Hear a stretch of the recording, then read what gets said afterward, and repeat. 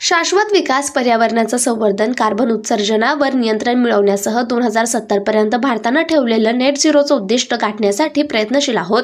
हरित आणि पर्यावरणपूरक उद्योगांना चालना देण्यासाठी पुणे स्थित ग्रीन एक्स एन्व्हायरमेंटल आणि नॉर्वे स्थित EPD ग्लोबल यांच्यातील भागीदारी महत्त्वपूर्ण ठरेल.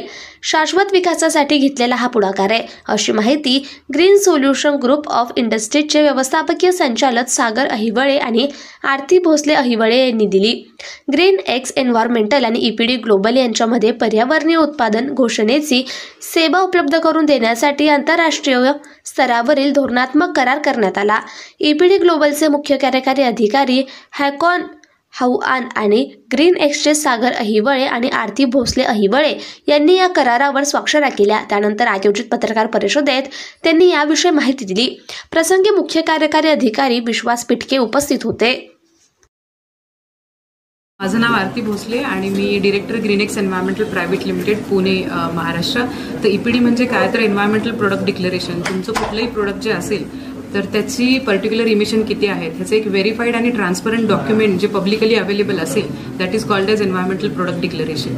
तर हे का करतात मोस्टली इंडस्ट्रीज सो की त्यांना जेव्हा त्यांचं पर्टिक्युलर प्रोडक्टचे इमिशन आहे ते कन्झ्युमरपर्यंत किंवा बाकीच्या इतर लोकांपर्यंत त्यांच्या कस्टमरपर्यंत पोहोचायचं आहे ट्रान्सपरंट वेनी, त्याच्यासाठी EPD केली जाते. किंवा त्यांना एक्सपोर्ट करायचं आहे तर बऱ्याच गोष्टींमध्ये हे मॅन्डेटरी आहे. आता भारतावरती याचे असे परिणाम होतील की भारतामध्ये ॲज कम्पेअर टू आपलं जे काही क्षेत्रफळ लक्षात घेता किंवा आपलं मॅन्युफॅक्चरिंग सेक्टर लक्षात घेता भारतामध्ये खूप कमी EPDs पब्लिश आहेत. तर त्याच्या मागच्या बऱ्याच कारणं म्हणू शकतो की आपण की एकतर अनअवेअरनेस किंवा त्याचं कॉस्ट इफेक्टिव्हनेस असेल. तर हे 2 पॉईंट लक्षात घेता आम्ही EPD नॉर्वे आणि ग्रीनेक्स एन्व्हायरमेंटल प्रायव्हेट लिमिटेड असं कोलॅबोरेशन केलेलं आहे की पुढे जाऊन आम्ही छोटे उद्योग किंवा मोठे उद्योग किंवा मीडियम स्केल इंडस्ट्रीज असतील तर त्यांना कॉस्ट इफेक्टिव्ह वेनी आम्ही त्यांचे EPDs पब्लिश करण्यासाठी नक्कीच हेल्प करू. म्हणजे काय की त्यांचे जे काही एक्सपोर्टसाठी त्यांना जो हेल्प लागणार असेल, काही प्रोडक्ट एक्सपोर्ट जर होणार असतील आणि ते EPD वाचून राहत असतील किंवा अजून काही गोष्टी असतील तर त्या केसमध्ये आम्ही त्यांना हेल्प करू. हा त्यांचा उद्देश झाला. प्लस भारतासाठी ह्याचा फायदा असं म्हणू शकतो की आपण जे काही कुठलीही कंपनी आहे तर त्या कंपनीचे जे काही प्रदूषण असतं किंवा पोल्युशन लेवल असते तर ती कधी कळते की त्यामध्ये किती प्रोडक्ट म्हणजे ऍक्च्युअली निर्माण होत आहेत. आणि ते प्रोडक्टचे पोल्युशन म्हणजे अल्टिमेटली कंपनीचे पोल्युशन. जेव्हा आपण प्रोडक्टचेच पोल्युशन माहीत करून घेऊ की ते किती होत आहेत आणि ते कसं कमी करू शकतो त्यानंतर ते कम्प्लिटली म्हणजे जे त्या कंपनी कार्बन न्यूट्रॅलिटीकडे वळू शकतात. अल्टिमेटली भारत आपला जो उद्देश आहे नेट झिरो गोल 2070 तो अचीव्ह होऊ शकतो. मी सागर अहिवळे ग्रीनेक्स एन्व्हायरमेंटलचा डायरेक्टर. आम्ही गेली 15 वर्ष झाले एन्व्हायरमेंट फील्डमध्ये काम करतोय.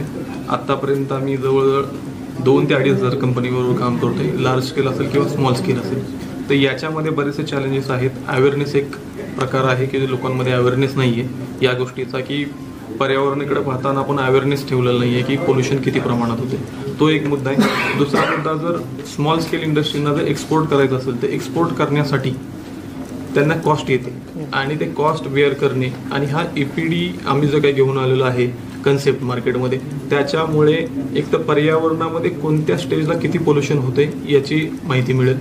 दुसरं, फायनान्शियली पाहिलं तर SME सेक्टरला कमी कॉस्टमध्ये EPD पब्लिश होतील आणि मार्केट जगामध्ये ज्या बाहेरच्या कंपन्यात, कारण हे जगभर प्रसिद्ध होत असतं आणि बाहेरच्या कंपनींना जर आपला सप्लायर पाहिजे ज्याच्याकडे EPD आहे आणि त्याचं इमिशन फॅक्टर कमी आहे तर त्या कंपनी त्यांना अप्रोच करून आपल्या SME सेक्टरला त्याचा जास्त बेनिफिट होऊ शकतो.